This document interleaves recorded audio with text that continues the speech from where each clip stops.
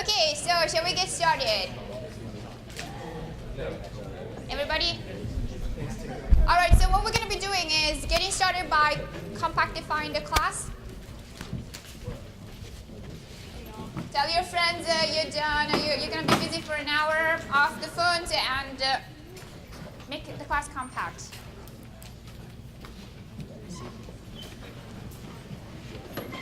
So particularly, I don't want to see anybody, that row, come forward.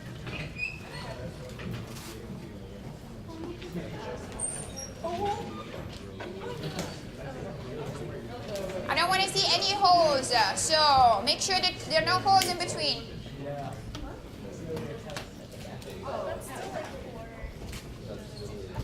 No holes in between.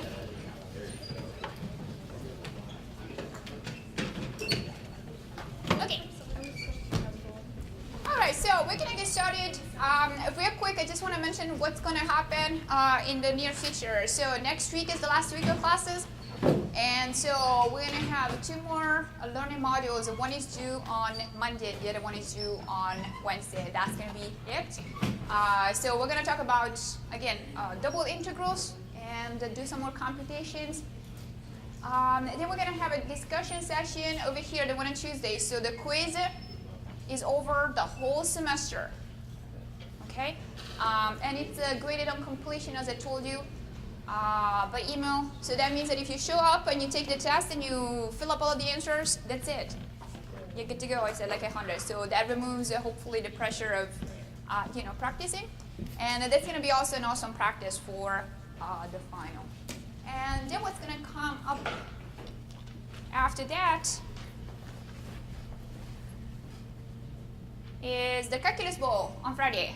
So you just have to remember to bring the clicker. That's also going to be an extra practice for the final exam. Make sure that you notice which one is your section. The final exam is on Monday, okay, Monday the 13th, for 30 hours. Okay, enough bureaucracy over here. Any questions? Yeah? Okay, when is the midterm grade going to be posted with the quiz? Before the weekend, yeah. So I do have the grades, and I'm just putting them all together so that we can have an adjusted grade, and that's going to be on Quest. So what you're going to see on Quest is it. That's it. It's already kind of taken care of the quiz adjustment. What do I want? DocCam. Okay, so first question that we've got for today. Oh, yeah, sorry. Pardon? What did you ask me? I asked if we have... What day is the exam? Monday. The final exam? Yeah. Okay, so one thing that I want to go over, we talked about what Fx is, what Fy is, and we're getting into the double derivatives. So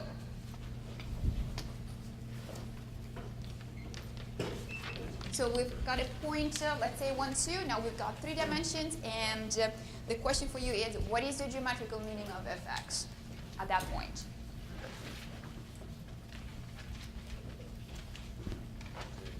What does it represent? Yeah? Louder? Derivative with respect to x. That's the derivative.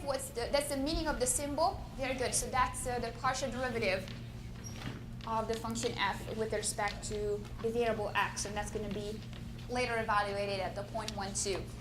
Geometrically, how do I actually look at it? Yeah? Slope of the tangent line of point 1, 2 is x changes with y. Pardon? As the last part. X changes with y. As x changes with y? As y is constant. Y is constant. Okay, I want to understand that. Did everybody hear what Sean said? It's the slope of the tangent. Let's write it down. Don't write this. This is just a work in progress.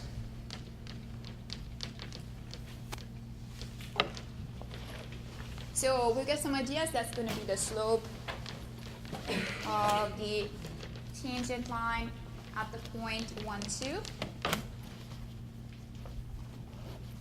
That's it? Okay. So let's try to understand how things work actually in 3 dimensions. And we've got this picture over here. So for example, I'm going to pick this point. right here. So would you say that the derivative, remember this is going to be x, this is going to be y, and z is over here. Would you say that fx is positive or negative at this point? Let's call it capital P.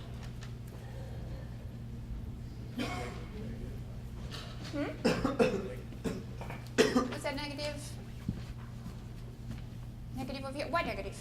Because it's flowing away from the x direction. I don't know. It just that's what it looks like.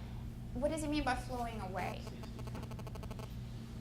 Because, for example, what about this point over here? That's positive. So what do you mean by flowing away? Because that also kind of flows away from x, sort of. I don't know. Can we help him? Yeah. Leanne. As the slope goes in the x direction, it's decreasing. Yeah. So if I keep going, if you think about that point, that's the ant, and the ant is kind of walking on the saddle, and it's going in the positive direction. So you have to kind of follow the arrow, follow the direction of the x. And then what happens over here is that I'm going down. And if I'm up here, then I'm going to start going up. So it's true that I'm talking about some sort of slope of a tangent line. But at the same time, think about this surface over here. This one is a tangent line to my knuckle. Is that true? Hunter, what do you think? Everybody agrees? That's a tangent line? What about this one? Is this a tangent line, Hunter? This one? So how many tangent lines do I have to a point on a surface? I've got infinitely many. So that's why it's very important not just say the slope of the tangent line at 1, 2, but we need to add something like in which direction. So we can say, well, that's the slope of the tangent line at 1, 2 in the x direction. And that's what Sean mentioned at the very beginning. You're going to keep the y constant, and then you're going to see how essentially what the graph looks like if you're taking that surface and you're going to cut it with a vertical plane in the, which is like you're going to see the picture in the XZ plane. Okay, so that is what fx is, like a slope of the tangent of a tangent line. Fy is going to be exactly the same thing, but I'm going in the other direction. What is fxx at 1, 2? That's the concavity with respect to x. Again, we're always talking about direction here. So that's going to be the concavity in x direction. For example, over here, let's take this point P. Does it have a positive fxx or a negative fxx or 0? Positive y?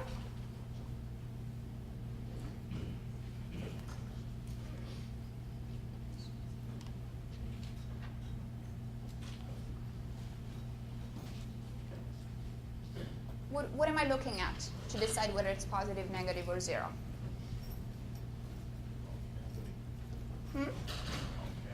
I'm looking for the concavity, but again, it's the concavity in the x direction. So you just look at this line over here of the mesh and look if it's a concave up or concave down.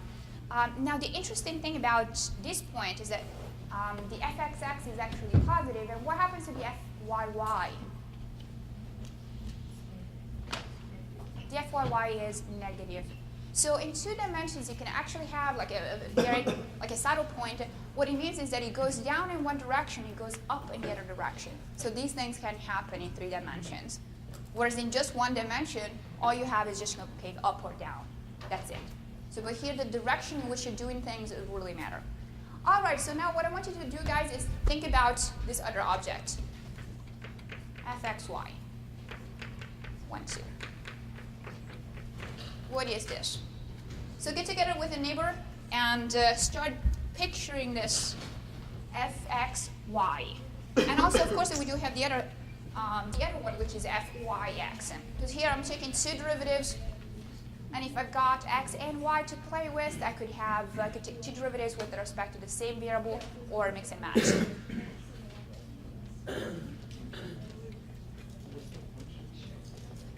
There's no function. The function is surface.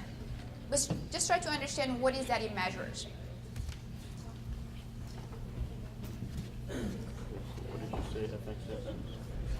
Fxx is the concavity in the x direction. So it's like when you're taking that surface.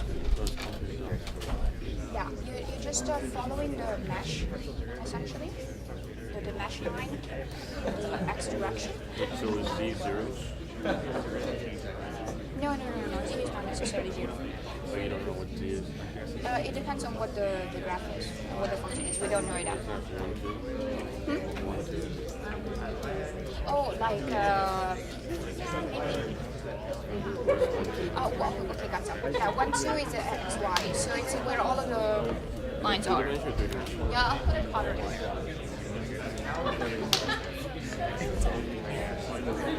What is Z?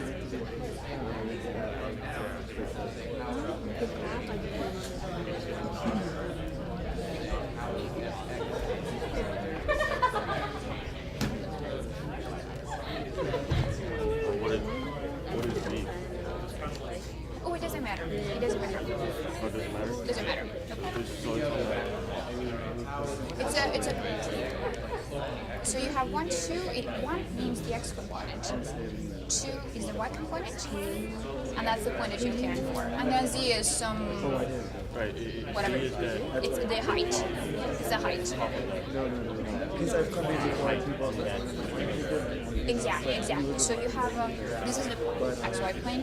Here's the point 1, 2, and then you just lift it up to intersect the I mean the surface. No, it's a three-dimensional picture. So that's an actual saddle. I usually don't even come. So I do the learning And the thing that's what we're discussing. You can have concavity in 3 dimensions, which could be up. You can have upward concave functions in one direction, but concave down in the other direction. It's some sort of inflection point, but it's a little bit different. So we have one more dimension. So you think that FX Right. Oh yeah. We don't know. Sorry, which one? XX. XX. FXX 1, 2 is positive. We don't know how much that is. It's just a concave up piece. Yeah, it's concave up in that direction. In the x direction. But then it's concave down in the y direction. So when y is constant and x is changing, so it's saying, all right, if I start walking, It's like, if I start walking in x, let's see. what's happening to my height? So that's what fx is telling you. So we said that's going to be what? Negative 1. At the 1, 2, we're moving sort of to the left. We're going like that way. We're like walking that way. I was so mad I just left it up You're there. gonna be going down. Like, you're gonna be going like downhill. Am I looking at the wrong point? 1, 2 is like. Oh, sorry. Oh, okay. Yeah, then you're right. Yeah. In that case, F is going to be positive. You always saw the first part of the exam. So now you want to know how is that going to change? I would think that it would be not knowing the That's why I was just. Are you going to be going like more uphill or less uphill if you start? It was such a waste of time. We were all in here like just arguing to each other. We didn't know anything. So it's like we have a surface. Like imagine that it's filled up. Yeah. But now imagine that this continues somehow. So it's like having this part here concave up and then this part here goes down.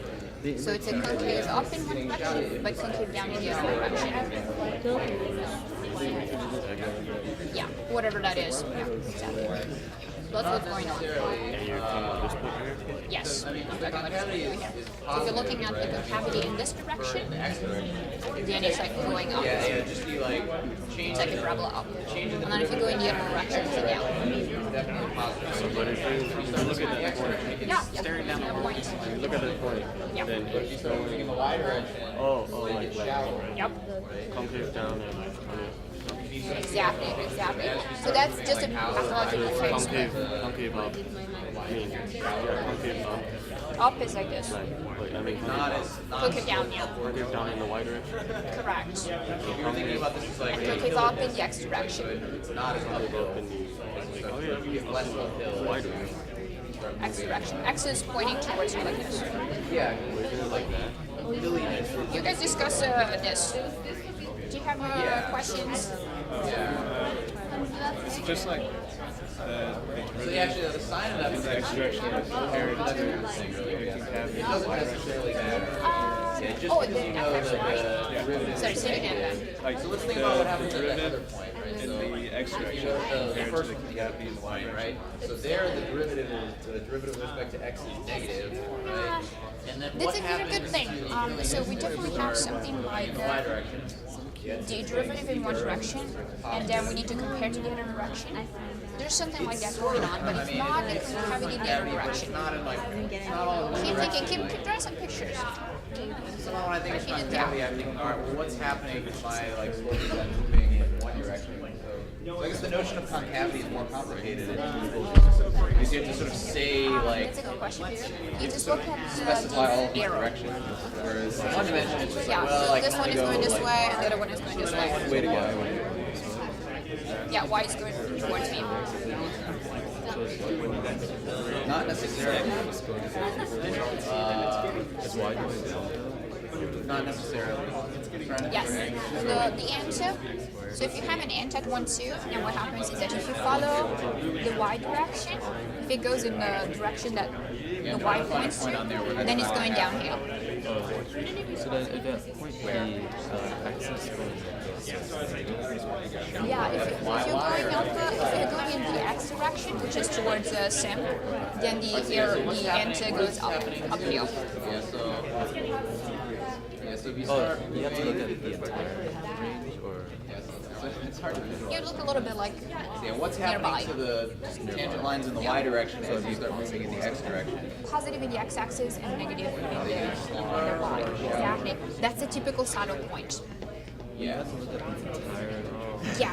So what you do is to take the point and follow the direction of the mesh. So just follow the point in the mesh.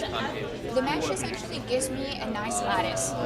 And it gives me like squares, like tiles, but they're kind of curved. So they take into account what they say is essentially if you follow in the x direction, one of the lines in the mesh, you have a constant y. That's why it's convenient to use the mesh. You're moving like towards it, like you're moving like out of the board towards us. So you see how like on the y-axis there's an arrow that points like out towards us? That's sort of telling you that like Okay, that's what do we positive think y here? direction. Okay, questions? Like the derivative in the y direction is negative here. But I don't know, let's see. If you Exactly what you're doing the y. If you go That's kind a of big along question. the So, y-axis, like so if you start at What is the Fx? origin, you start walking in the y direction, are you going uphill or so downhill? does it change the y? Or like a little bit, yeah. It's like, or maybe even there. 3 dimensions, you have to keep going in the x direction. Exactly. So that is a very important point. So what you do is getting back on Yeah, it's like that's going taking down. down. Yeah. And then you take the y. Yeah. So what would that tell you? Yeah, so it's somewhat hard to see, but the idea is really about how are the slopes of tangent lines changing as you move in certain directions. Non-geometrically. Yeah, it takes some practice, but The rate of change, exactly. So now we're taking the rate of change in y of fx, exactly. So we're taking the slope x, and we are seeing how that changes in y. Let's see if we can figure out anything about this. So, Draw some pictures. Draw some pictures. You have very good ideas. the x tangent lines changing as you move in the y direction.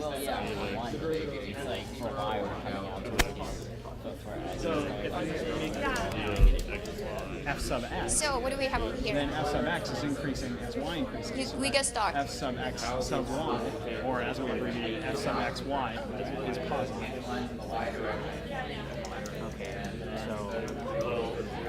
So it's like So we're trying to break it down into like Oh, simpler. that's what's your name again?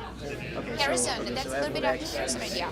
The derivative of Fx is So, But then if I increase y, so it we gets cannot speak about the concavity in the y so it direction. increases. But then if But we I can definitely decrease have y, like something so if I go towards more about that way, Fx turns or flat. So Fy therefore it in the decreases. other direction. But you're decreasing y. So Right, you're decreasing y, and it gets and it No decreases. concavity. and it Right? decreases. So if you Okay. decrease y, Okay, guys. Yes. That was a question? So I would say the slope Yeah. with respect to y. If I was to make this new function. No, please. Question first. but if it was negative, it would have the opposite. Yeah, the opposite effect. So if it was negative, that means if we increase y, Okay. then that means it got flat. Yeah. And then if we decrease y, it got steeper. Okay, no, that makes sense. Alright. Okay, go, Sean. Okay, so I've heard of very good things. Okay, so I just worked with this side and we've heard of very good things. For example, Harrison has a beautiful idea, and essentially we're talking about the relationship between Fx, and then we're doing something in y. They were referring particularly to the concavity of the Fx, which is not quite what's going on there, because we only have two derivatives. Sean, what were you thinking? That you just make a whole other plane on the XY axis and it changes. Just tell me exactly what you told me. Can you do that? You take the derivative and you get a tangent line along X and Y, and then when you take the derivative with respect to Y, you basically make a giant flat plane. Did we hear what he said? Okay, so I'll just repeat it. That's awesome. So what he says, and correct me if I misrepresented it. So take the Fx. Did you start from Fx or Fy? Doesn't matter, but Fx. Just want to repeat what he said. Take Fx. What is the meaning of Fx? It's the slope of the tangent line. Okay, here it goes. That's the slope of the tangent line at that point.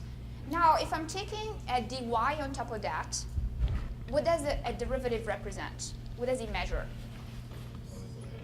It's a rate of change, and that's one of the most important things I want you to remember from the whole course, from the whole calculus, okay, curriculum. So it's a rate of change. A rate of change of what? Of? So we've got Fx over here. That's what Sean was considering over here. And then we're taking a derivative with respect to y, which is what? The rate of change of, with respect to y, of what?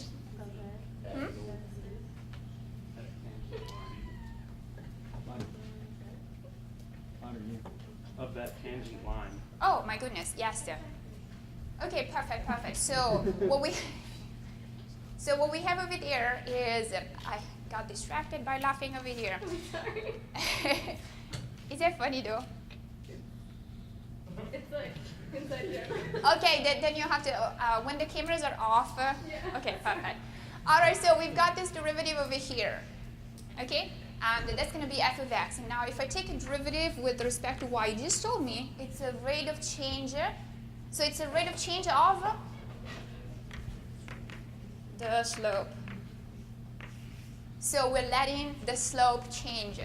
Okay? And so we're changing the slope along the y, and we see how that changes, essentially. So let's do an example over there. So at this point,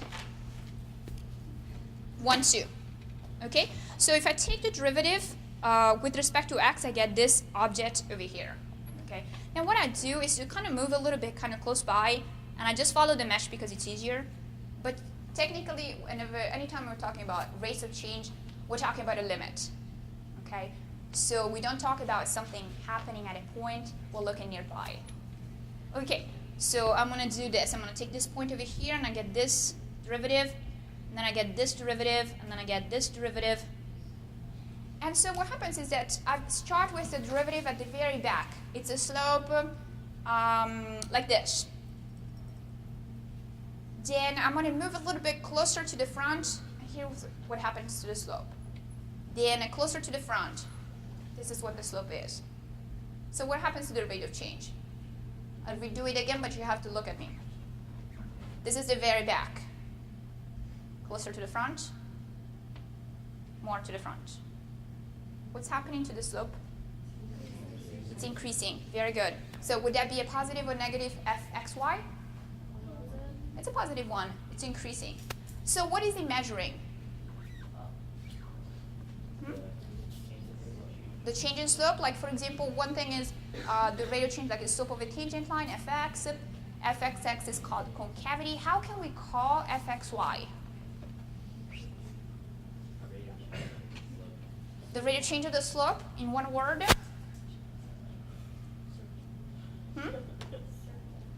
It's like a circularity type of thing. It's like It's a curly. Yes, it's a curly thing. What did you say exactly? It's a twirly. Twirly. Yes, yes, yes. It's like a curl or twirl, whatever. That's exactly what it is. So an fxy measures the twist that you give to the surface. So an fxy is going to tell apart this from this.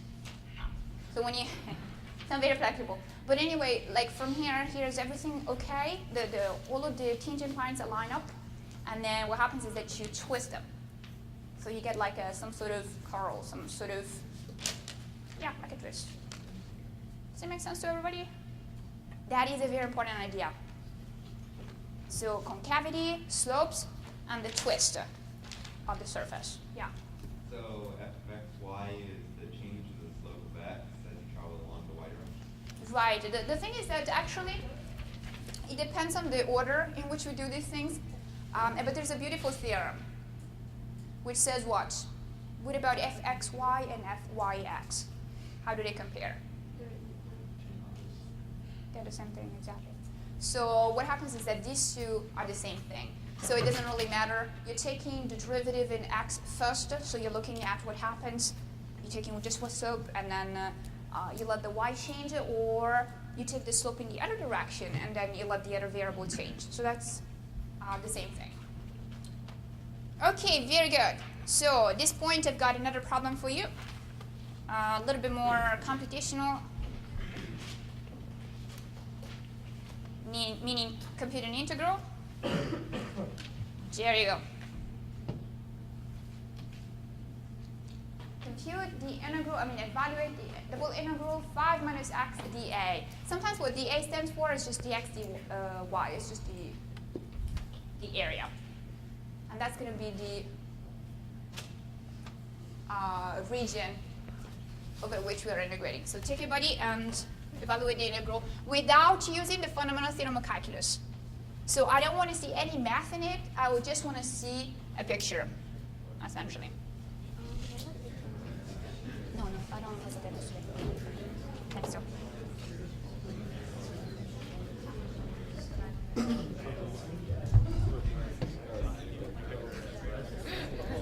So evaluate that, no fundamental theorem of calculus.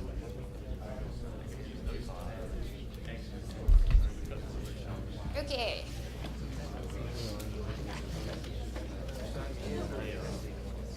No fundamental theorem of calculus. Just a picture. That's all I want to see. I want to see a picture from which the value of that integral is obvious. From which you can tell that's what it is. So, get started with the three-dimensional picture. So I just want to see drawing.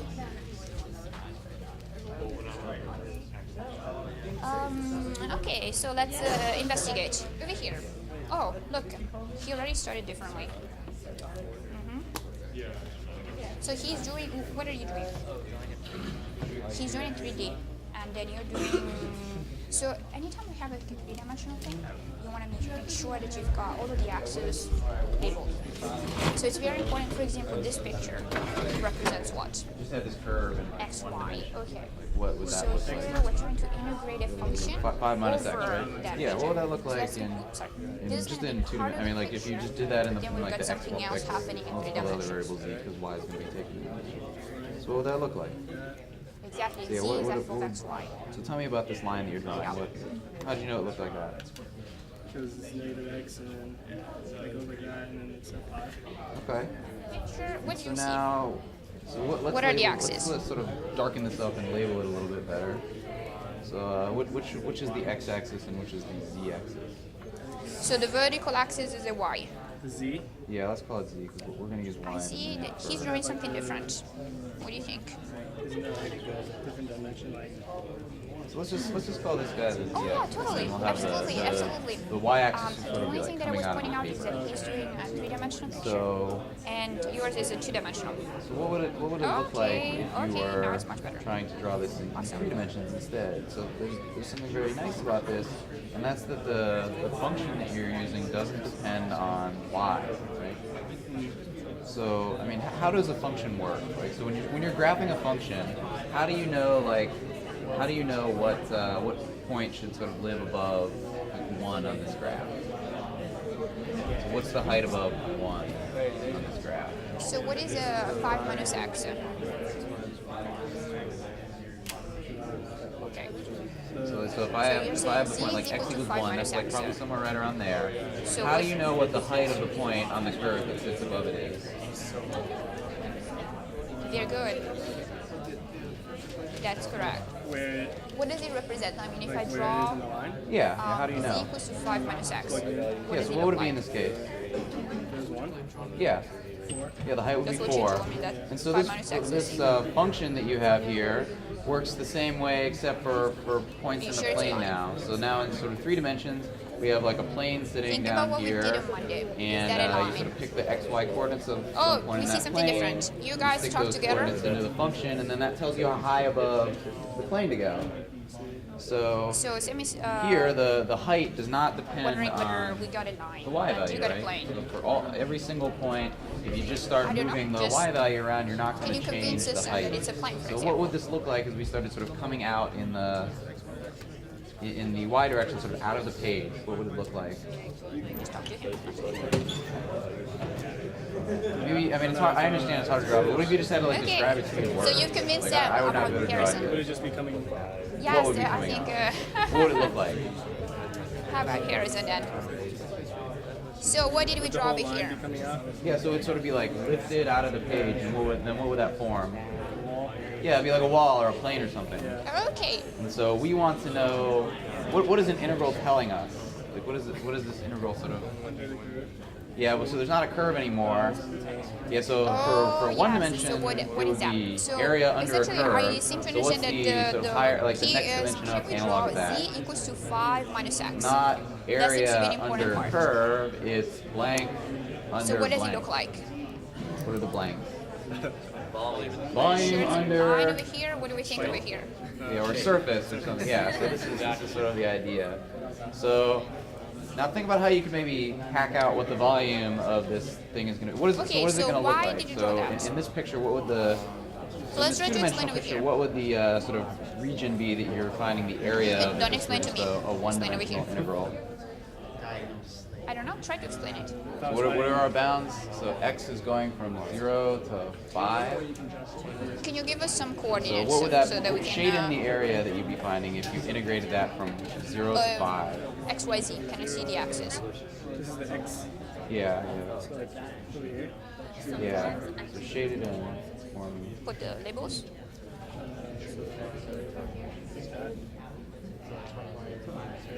Because that's very So I important. think It's it's not just actually about going to be the drawing the sort of picture, this part up also here, not putting the, it in so it's the context. part That's below the the idea. Because function but calculus above is the going to help axis. us if we have the context of x, y, z. So now what would happen if you started sort of putting this So into 3 let's do one dimensions? thing. I'm What going would to it answer the look question like? over there, and you're trying to convince You have this us sort of shaded area right here. What would it look like? of what you're doing. Yeah, if you sort And of then put this into 3 Then I come dimensions back. in the same way that we put this plane into, Yep. or this, we sort of put this line into 3 dimensions and it became a plane. 5 minus What x would is it the look like? height. Put back.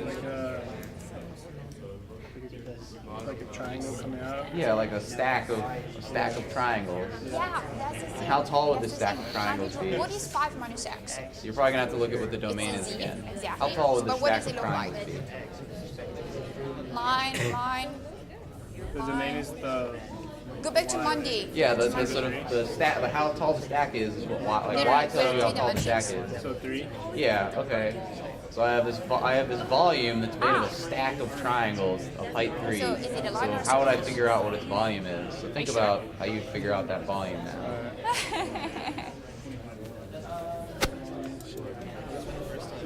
Huh? Write the first one. How would you draw? Is it 0? There's 2 zeros. Even if it's this. So a trick that I like to use a lot, and I have No, that would not be really fitting what's going on. The thing is that when I have z equals to 5 minus x, what happens to the y? what variable are you saying? It stays constant, exactly. And then once. So what happens anytime something is Yeah, constant? for this function here, what What does it look like? so y is not around, so I want It's to the wall thing. draw So this for in example, the if this x, is, z remember, So what would 5 minus z x equals to look x like squared. in a two-dimensional plane? on the plane xz, it will look like parabola. It's the Yeah, so usual it's one you parabola draw. that we have. But in 3D, A what lot does of it look times like? drawing stuff here is going to help a lot. Ah, okay. Forget about the plane. Forget about the region for a second. I think that's probably what's confusing. So the thing is, I want to draw z equals Yeah, to what is 5 it? minus x independently on the region. Yeah. And then I want to Line of focus slope on minus what the 1, region looks like. And its intercept is 5. So 5 minus x, we said, so So what let's does it just look do like this in problem, 2D? forgetting about y. If I have x and z. So if this just had x's as a in it, line, would be we can saying forget this. integrate Now, it's 5 minus independent x of y. from where to where? So what does it look like in 3D? 0 to 5. So I don't know what how would to that do be? this. Draw me a picture of what of that area that you. It's the wall. What kind of a wall? Yeah.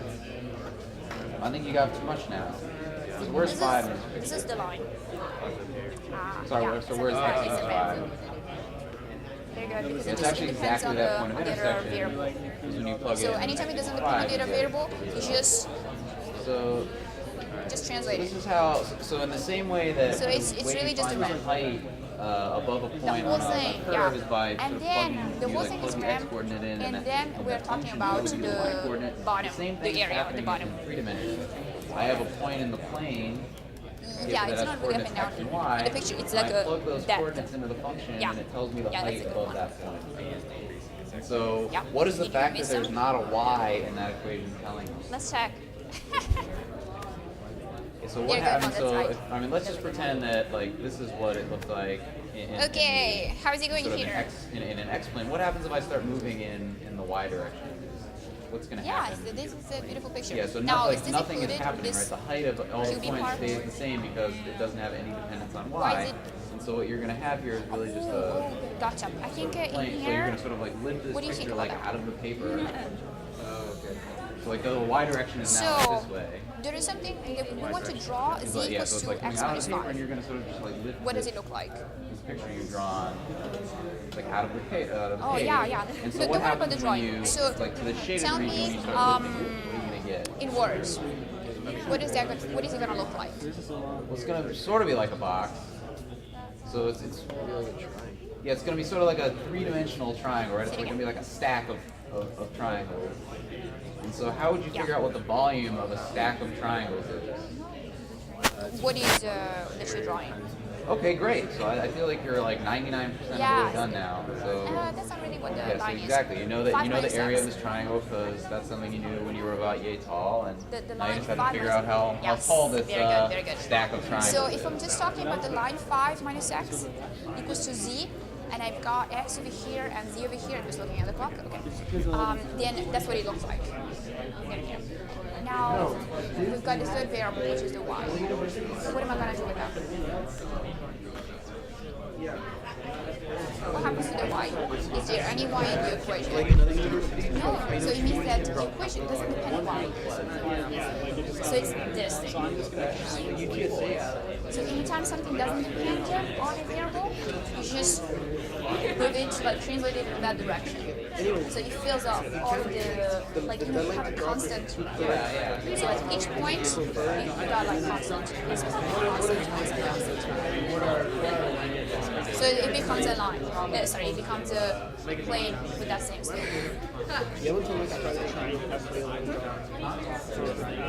Which the plane, first of all, for the plane, I do what Carter was saying. I just look at the ZX plane. So in ZX, because it's an equation in ZX, so I just draw that in 2 dimensions. And then I'm going to introduce the Y. And so I just look at this. Look at how it is. Oh, we'll get to calculating. That's not a problem. The visualization wise, really good. And then I'm gonna think about the region. After I've pictured this plan, then I've got the region, which is just a rectangle. And then what happens is that I'm gonna just lift it up. I'm gonna just consider that the slope, and I'm gonna just lift up all of the sides.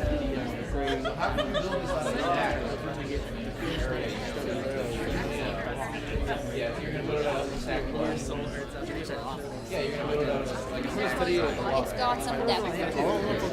Yeah, exactly. And it's got to go to the into the y-axis for a little bit. And the region, the bounds of the region, I'm going to tell you how in depth you're going to go.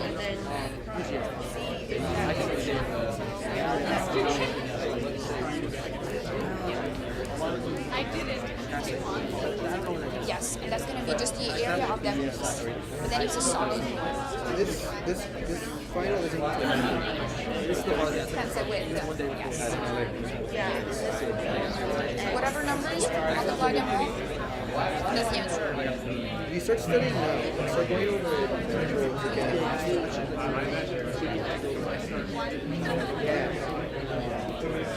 The first time.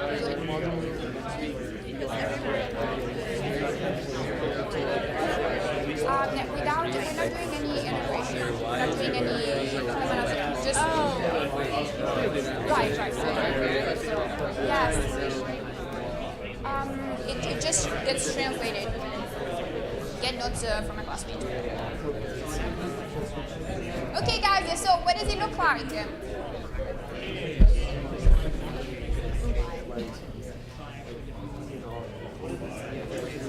What does it look like? Yes, so it's a triangular looking pyramid. Yeah, I would call it prism. It's not really, a pyramid has got like a pointy thingy. So it's more like a prism. Like in practical terms, what does it look like? We were talking about a ramp over here. Anybody with any practical, half a tent? Yes, it's a nice one. Yes, cheese, a slice of cheese. Anything else?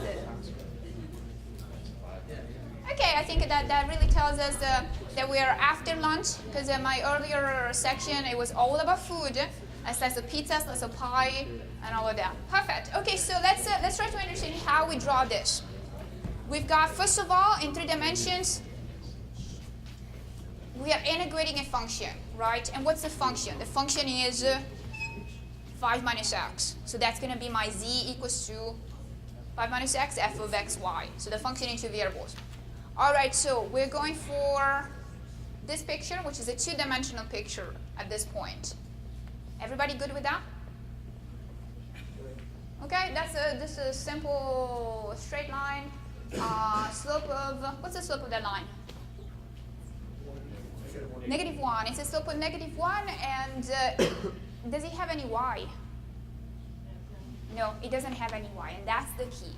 So anytime you don't have any y, then what happens is that you take this object, this line, and then it becomes, you just translate it in the y direction. So I'm assuming that this is my y. So essentially, it doesn't depend on one of the variables, so we get like a plane.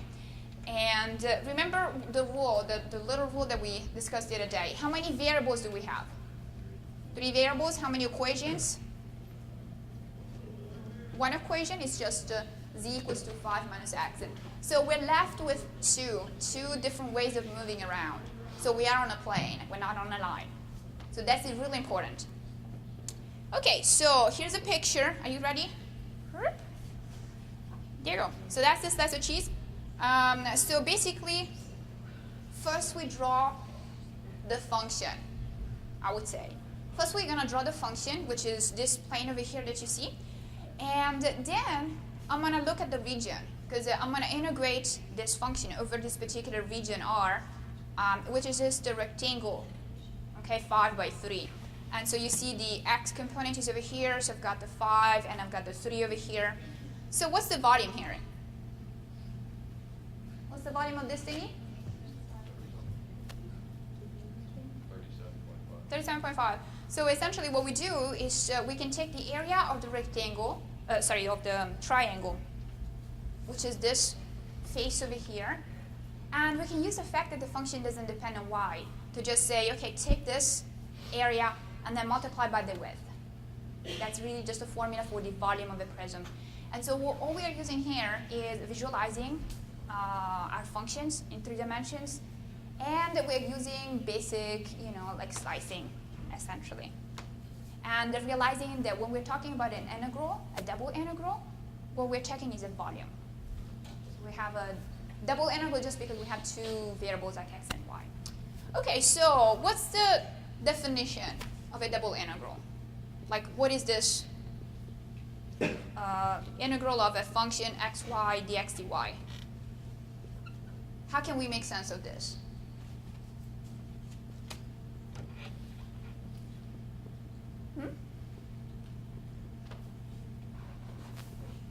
What is it? Like formally. What can we do? Well, not too formally. Just if I ask you, for example, how to compute an integral in 1 dimension, a one-dimensional integral, what would you do?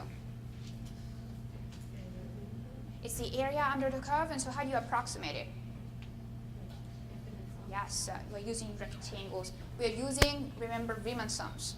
Now we're going to do exactly the same thing over here, and I picked up some pictures from the book, which are really nice, just describing this idea of Riemann sums, but in 3 dimensions. So you see that essentially our 3-dimensional analog of the rectangle is this thingy, 3-dimensional little stick or brick, whatever. So that would be, you see, this would be our Riemann sum if we only had 1 dimension. But then if we repeat the same thing with 2 dimensions, like an x and a y, then what we have is this collection of areas, okay? So we've got this little square area over here, and then we're going to take a height, and then we're going to take the area of the base times the height, which is going to be equal to the volume of each of these individual sticks. And then we're going to put them all together. And if we take more and more of these, you see that we're getting a better and better approximation. So this motivates the formula that you saw in the learning module when we take a limit as n goes to infinity and m goes to infinity, and then we're going to take an n and an m, well, let's say I over here, j from 1 to, say, n. It doesn't really matter, those names. Then we're going to take a representative, say xij, comma, oh my goodness, wait a second. Let me just get more space. So I've got f of xij, comma yij, just a representative, delta x, delta y. So what we're doing here is exactly the midpoint rule, okay, from Calc 1. So we're taking a point into that little square area, which is right here, and we're going to take a representative, which is just the middle or whatever you want to take, and then eventually we're going to let those go to infinity, which means that I'm going to have so many of those little sticks that it's going to kind of cover up the whole volume. So that's what justifies this 2 summation. So you're going to sum all of those little squares over here. And so you can imagine starting doing a summation in this direction, summing all of these guys, and then we're going to sum them in the other direction. So you start from row 1, and you just sum all of those, and then you move to row 2, you add row 3, add row 4, and all of that. Okay. Any questions, anybody? No questions? Okay, so I'm going to see you on Monday.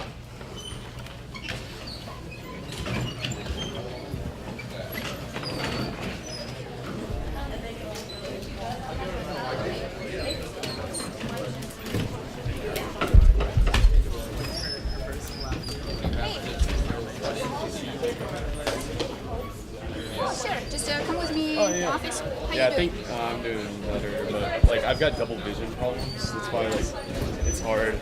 I know.